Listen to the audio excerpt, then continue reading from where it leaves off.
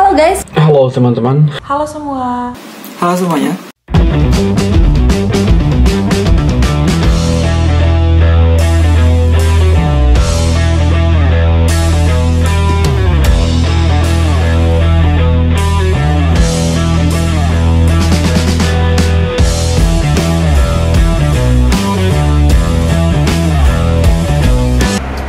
Oke, assalamualaikum warahmatullahi wabarakatuh. Halo guys, balik lagi di channel saya Desi. Spesial hari ini saya nggak sendiri karena saya sudah mengajak teman-teman saya untuk sharing nih gimana cara menghadapi culture shock. Baik teman-teman saya yang dari luar negeri ke Indonesia atau sebaliknya nih dari Indonesia yang pernah merantau ke luar negeri. Gimana ya caranya mereka menghadapi culture shock? Dimana culture shock nih banyak dialami oleh banyak orang ya. Bahkan saya sendiri pun pernah mengalami culture shock. Kalau teman-teman tahu tentang culture shock pasti udah gak asing lagi ya. Kita ngerasa kaget dengan budaya baru yang ada di lingkungan baru. Terutama banyak dialami oleh para perantau nih.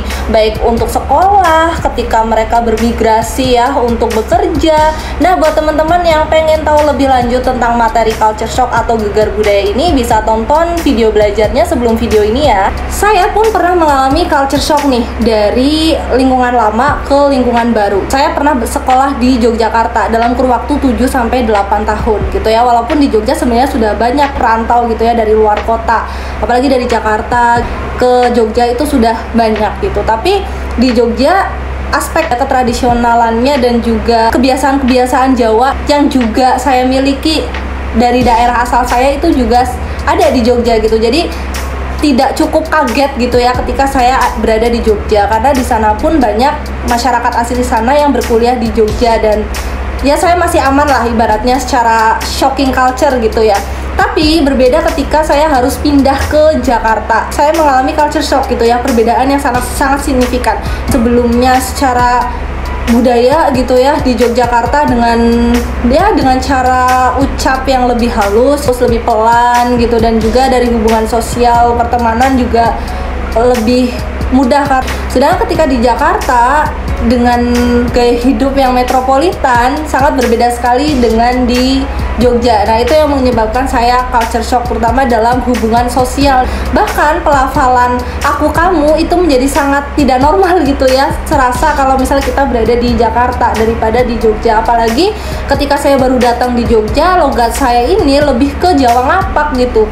Kalau misalkan di Jakarta kan memang sudah banyak ya orang Jawa, cuma mereka ngomongnya itu ya bener-bener Jawa gitu ya, Jawa aku kowe medok gitu. Tapi kalau saya tuh ngapak gitu, medok ngapak yang kepriben baik gitu-gitu kan. Jadi ya itu yang kemudian menjadi lelucon di sana, dan saya merasa aneh dengan diri saya sendiri. Dan nyaman yang selanjutnya adalah saya bertahan juga dengan teman-teman lama dari daerah asal gitu. Itu juga nggak baik gitu ya untuk kedepannya dalam jangka waktu yang panjang, karena nggak kemudian selamanya juga saya akan bersama dengan teman-teman saya yang dari daerah asal. Bisa saja kemudian dalam situasi tertentu kita harus berpisah, dan saya akan merasa bingung ketika sudah tidak ada teman seperantauan ibaratnya gitu. Makanya mau nggak mau sebaik-baiknya cara saya menghadapi culture shock ya dengan saya menyesuaikan diri gitu ya, dengan at least ya menyesuaikan diri, memahami budaya mereka gitu ya, atau mungkin dari cara berinteraksi kita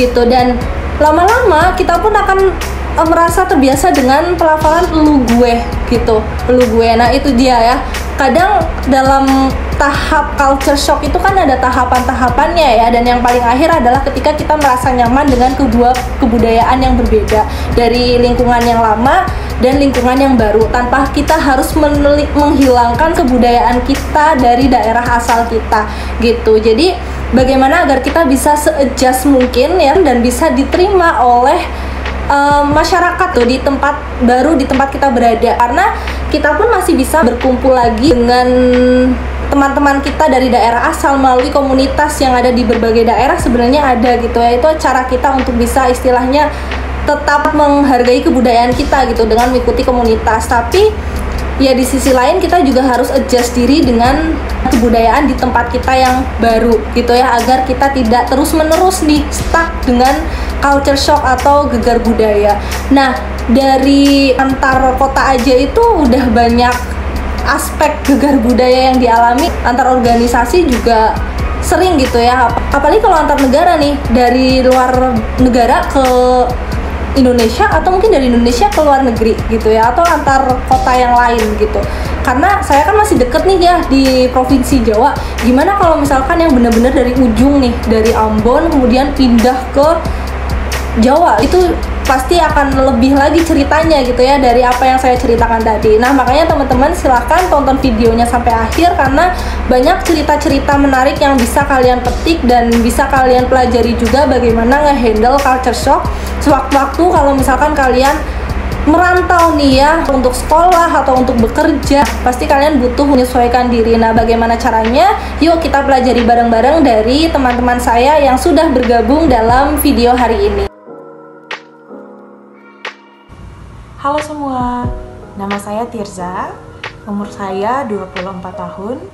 Saya pernah tinggal di beberapa kota, pertama di Jogja, kemudian di Jakarta, dan saat ini saya berada di Tanah Toraja. Jika ditanya kapan pertama kali saya ke Jogja, itu di tahun 2019, ketika saya mendapat pekerjaan di salah satu perusahaan di Jogja. Kesan pertama saya di Jogja, saya suka kotanya karena kotanya sejuk yang pertama, kemudian saya suka dengan tempat tinggal saya. Saat itu saya tinggal di daerah persawahan dan udaranya sejuk karena dekat dengan Gunung Merapi. Kemudian orang-orangnya ramah dan menarik sekali kotanya di waktu malam. Itu kesan pertama saya di Jogja. Jika ditanya mengenai diskriminasi di Jogja, mungkin dari segi kultur ya, karena saya berasal dari Ambon. Ketika saya ditanya asal saya dari mana, orang-orang tidak percaya kalau saya berasal dari Ambon karena kulit saya cukup terang, dan di mata orang-orang kebanyakan orang dari Ambon adalah orang berkulit hitam dan berambut keriting. Tapi kenyataannya tidak seperti itu. Banyak dari kita yang punya kulit terang, rambut lurus dan wajah cerah ya, otomatis tidak berkulit hitam atau berkulit gelap.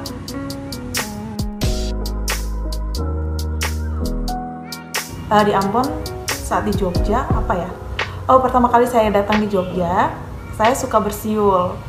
Dan itu suatu kebiasaan di Ambon, kita sering bersiul, menyanyikan lagu dengan cara bersiul. Dan saat itu saya bersiul di waktu malam, dan kemudian saya ditegur oleh keluarga saya di sana dan beberapa rekan-rekan teman-teman saya di tempat kerja. Jadi saya sering bersiul di kantor dan itu dianggap kurang baik, kurang bagus. Kemudian saya juga sering tertawa lepas dan itu sangat mengganggu teman-teman lain yang kebanyakan mayoritasnya tertawanya itu tidak terlalu keras suaranya dan tidak terlalu nyaring. Nah, itu juga satu kebiasaan yang saya bawa dari Ambon saat saya di Jogja. Kesulitan beradaptasi dari segi sosial, saya kesulitan karena kebanyakan teman-teman di Jogja kebanyakan introvert dan kemudian tidak cepat membuka diri. Jadi butuh banyak waktu untuk berteman dengan mereka, untuk mengenal mereka. Tidak secepat teman-teman di Ambon tentu saja, karena di sana kebanyakan orang-orangnya ekstrovert, mohon maaf, dan banyak dari mereka yang jika diajak ngobrol langsung seperti teman dekat, seperti sudah berteman 10 tahun atau 20 tahun lamanya, padahal baru kenal 1 hari. Nah, itu di Jogja merupakan satu kesulitan buat saya, karena sering dibilang SKSD, sok kenal sok dekat. Ya itu sih kalau dari saya kesulitan beradaptasi di sana. Kemudian dari bahasa juga, karena banyak teman-teman ngomongnya pakai bahasa Jawa, jadi harus saya usahakan mengerti setidaknya arti yang mereka ucapkan atau mereka sampaikan, agar ya saya juga bisa berbaur dengan mereka gitu. Kadang-kadang kalau di satu kelompok mereka sudah ngomong pakai bahasa Jawa, ya saya cuma ngomong gitu aja, nggak tahu harus jawab apa atau nggak tahu harus nimbrung apa di sana gitu.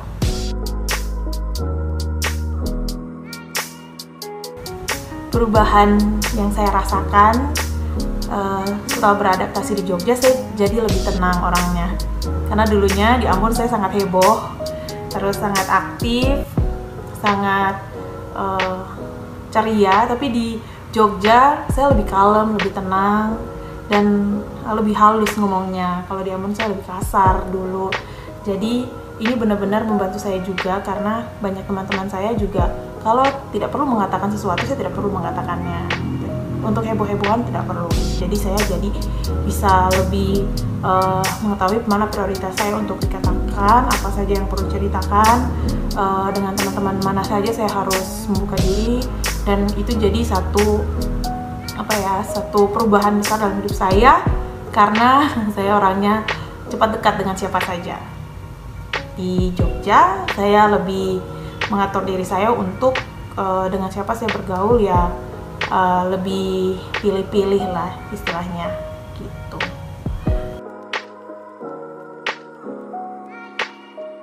Saat kembali ke Ambon, nah ini pertanyaan seru nih ya, karena di Ambon itu dialek Ambonnya itu sangat kental teman-teman. Jadi ketika saya pulang ke Ambon, saya ngomongnya pakai aku kamu, pakai saya, kemudian pakai enggak, tidak.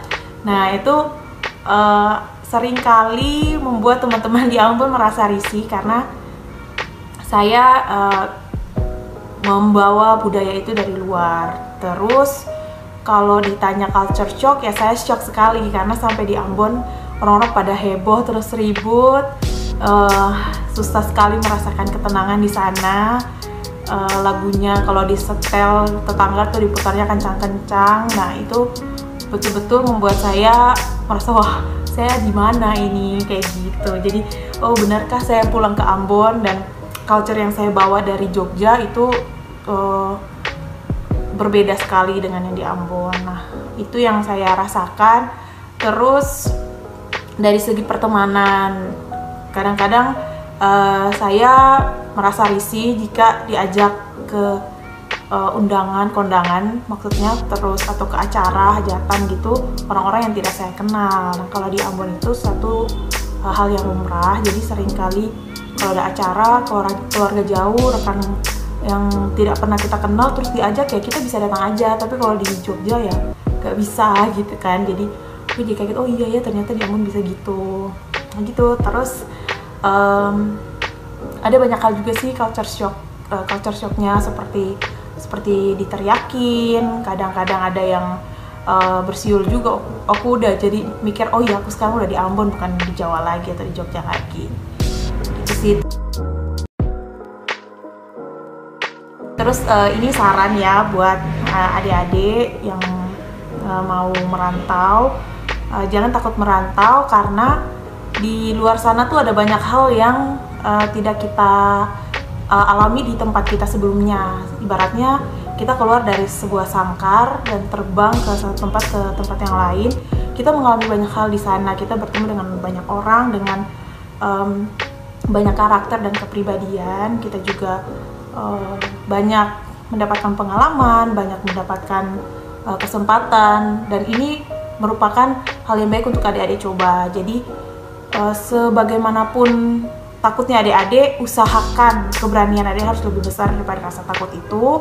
Dan di tempat rantau jangan kecewakan orang-orang yang ada di tempat asal adik-adik. Misalnya ada keluarga adik-adik, ada ayah, ada ibu, ada nenek, siapapun itu yang ada di tempat adik-adik tinggal, tempat asal, jangan kecewakan mereka. Karena bagaimanapun saat adik-adik merantau, tidak hanya nama adik-adik yang adik-adik bawa, tapi nama keluarga adik-adik, kemudian nama tempat asal kalian itu juga kalian bawa. Jadi saya sebisa mungkin di mana saya ada, saya menunjukkan citra baik orang Ambon, keluarga saya dan diri saya sendiri. Dengan begitu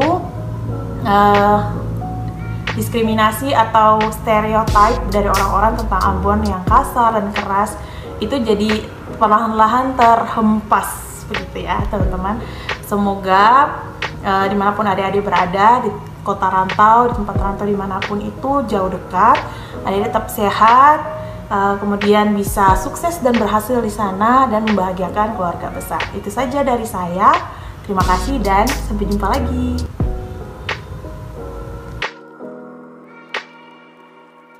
Teman-teman, nama saya Ati, saya dari negara Timur Leste. Tanggung jawab saya saat ini adalah sebagai seorang dosen di salah satu universitas negara Timur Leste.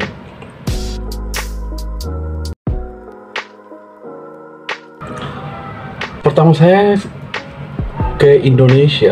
saya ke Indonesia yaitu pada tahun 2008. Saya ke Indonesia itu belajar di salah satu sekolah tinggi pembangunan masyarakat desa di Yogyakarta, dan kesan yang paling saya merasakan pada saat itu adalah tentang bagaimana saya harus belajar kultur atau kebiasaan norma-norma yang ada di Yogyakarta. Selain itu, tentang bahasa Indonesia. Kenapa demikian? Karena memang negara Timur Leste adalah negara yang berbahasa resmi, yaitu bahasa Portugis dan bahasa Tetum. Jadi ketika saya di Yogyakarta, saya seolah-olah dihadapkan pada sesuatu yang memang benar-benar baru. Karena apa? Karena saya harus belajar mengurus surat-surat, karena sebagai mahasiswa asing kita harus mendapatkan surat izin dari keimigrasian. Jadi harus menghadap ke RT, RW, lurah atau kepala desa, sampai ke kantor kecamatan. Kita mengurus itu semua dengan sendirinya, dan belum lagi mengurus surat-surat di kampus.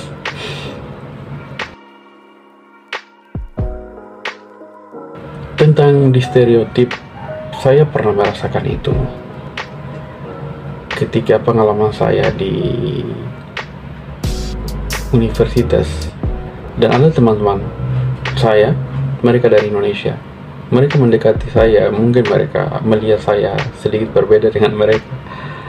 Jadi mereka bertanya, "Kamu dari Papua ya? Kamu dari NTT Alor atau apa sebagainya?" Saya cuma merasa bahwa ya fine-fine aja. Untuk apa saya harus menjelaskan detail tentang dari mana saya berasal? Yang terpenting adalah jangan sampai terjadi kegesekan secara fisik.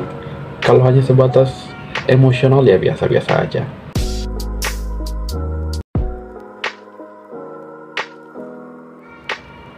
Saya pikir ya memang karena dari negara yang berbeda, saya lebih memilih untuk bergaul dengan sesama negara. Tapi setelah saya berpikir bahwa walah, kalau memang saya seperti ini terus bergaul, cara pergaulan saya, kebiasaan saya dengan orang-orang dari negara asal, kapan saya harus belajar lagi tentang budaya atau kultur di mana saya berada saat ini, selain juga belajar bahasa Indonesia? Dan pada akhirnya saya memutuskan untuk ya menetralisasikan cara kebiasaan saya yang dari negara saya harus beradaptasi dengan negara baru yang saat itu.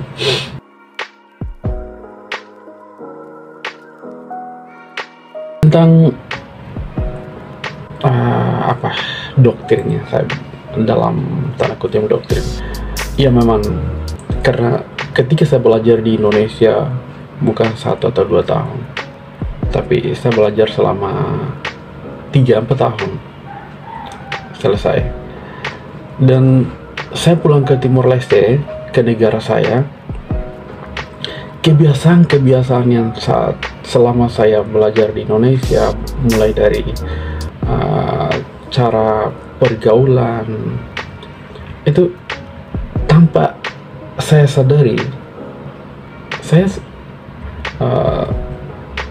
menunjukkan sesuatu yang memang berbeda dari negara di saat dimana saya belajar pada waktu itu. Contohnya cara menyapa ketika teman-teman atau orang-orang tetua mereka duduk dan saya mau lewat depan mereka, tanpa sadari saya bilang monggo. Alasan ulu kok bisa monggo? Di sini kan di Timor Leste, bukan di Yogyakarta atau di Indonesia. Dan keramah tamahnya saya itu memang kentara banget dari negara di mana saya belajar pada saat itu.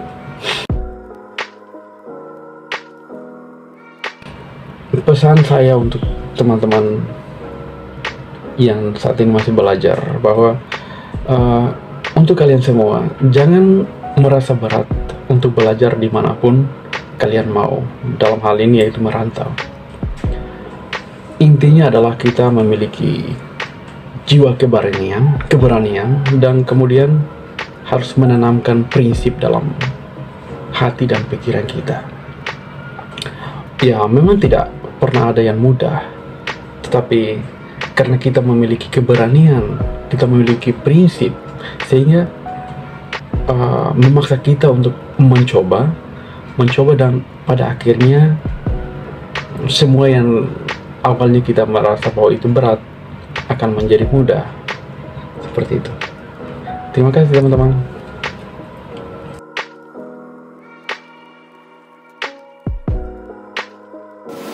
Halo semuanya, kenalin, nama gue Muhammad Ibrahim Hunefi. Gue pernah kuliah dulu di Eropa Utara tahun 2017 di Departemen Global Development Plan di University of Agder, Kota Kristiansand, for a master. Gue langsung ingat soal suhu. Jadi pas tahun 2017 bulan Agustus tanggal 10 tuh, pas malam banget, jam 12 malam penerbangan terakhir di Javik Airport. Gue sampai di sana jam 12 malam, suhu kurang lebih 34 derajat Celcius plus kecepatan angin yang kurang lebih 14 kilometeran sampai 18 km per jam. Itu membuat bulu kuduk merinding sebagai orang tropis ya. Tuh.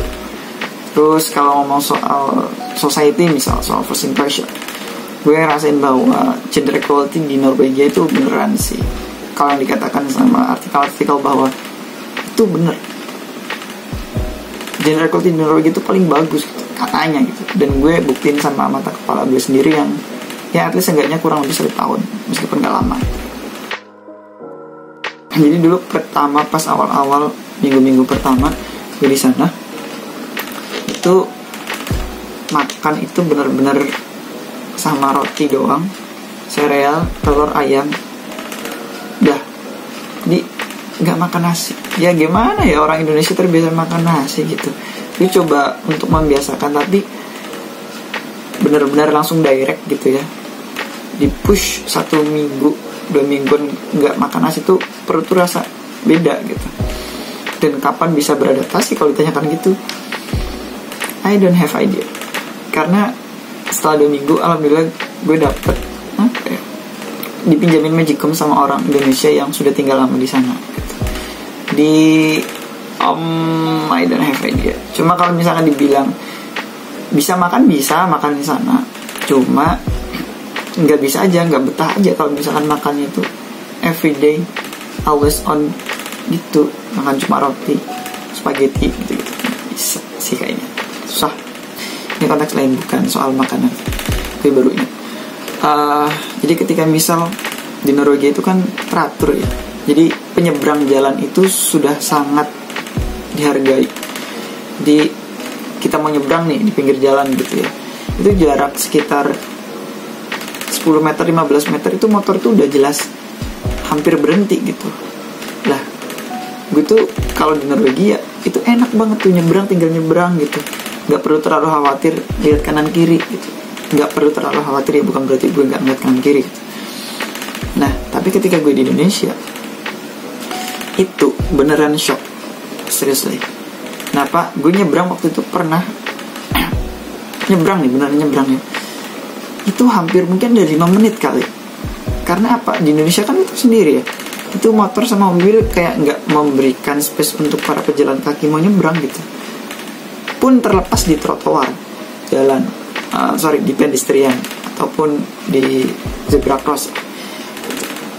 Karena kan terkadang yang jelas jalan pejalan kaki nih, tempatnya pejalan kaki nih di pedestrian nih, kan terkadang juga tetap motor lewat itu kan karena macet misalkan. Jadi gue sungguh kaget ya waktu itu di Indonesia. Oh ya, gue di Indonesia nih, jadi beneran kaget sih, nggak kayak di Norwegia yang teratur gitu ya, beda. Kalau gue pikir lebih ke taste ya. Jadi ketika gue di Norwegia kan memang terbiasa makan makanan di sana, dimana di Norwegia itu minim bumbu ketika masak itu. Jadi pas gue pertama kali ke sana, misalkan waktu itu pas gue interview salah satu informan gue di sana yang orang Norwegia, gue dimasakin ikan hiu, daging ikan hiu plus merica sama garam doang, udah. Dan ternyata not bad gitu, enak itu. Jadi gue mulai terbiasa aja sih dengan makanan yang tidak perlu kaya bumbu gitu. Tapi ketika gue balik ke Indonesia, ya tetap gue preferensinya tetap yang style Indonesia dong. Itu sih. Gak pernah ngerasain ini sih selama tahun 2017-18 ya. Misalkan stereotype yang mereka orang Indonesia itu malas, terus orang Indonesia itu misalkan Islam karena itu dominan teroris. Gue nggak pernah ngerasa itu sih, karena di sana secara culture dia egalitarian pahamnya itu, jadi memandang bahwa semua itu sama, setara, tidak perlu beda-bedakan. Ya kurang lebih seperti itulah. Jadi hal itu sangat minim sekali. Bahkan beberapa kasus soal stereotypes ataupun diskriminasi itu menjadi seperti sesuatu yang tabu di sana. Ketika ada orang yang mengatakan itu, dia dijadikan ya objek, kenapa kamu kayak gitu. Kita kan seharusnya setara. Jadi malah ada hukum sanksi norma tertentu yang melihat ketika seseorang itu mendiskriminasikan orang. Jadi hal yang menarik malah di sana. Kalau menurut gue gini, kunci kesuksesan adalah tidak pernah takut dan terus berikhtiar gitu ya. Karena dimanapun kita berada, kita akan tetap bertemu dengan masalah. Dan terkadang masalah itu yang kemudian membuat kita takut gitu. Dan ikhtiar itu penting sekali. Why? It's because kalau mengutip quote cantik, katanya sukses itu bukan sebuah kewajiban, tapi upaya untuk menjadikan diri kita itu sukses itu yang merupakan kewajiban. Artinya apa? Ikhtiarnya gitu. Menurut gue gitu sih. Jadi kita semua insya Allah bisa dengan rezekinya Allah tentunya, dengan usaha kita, dengan seisinya, semuanya tetap bisa insya Allah. Jadi tetap semangat. Good luck and best luck.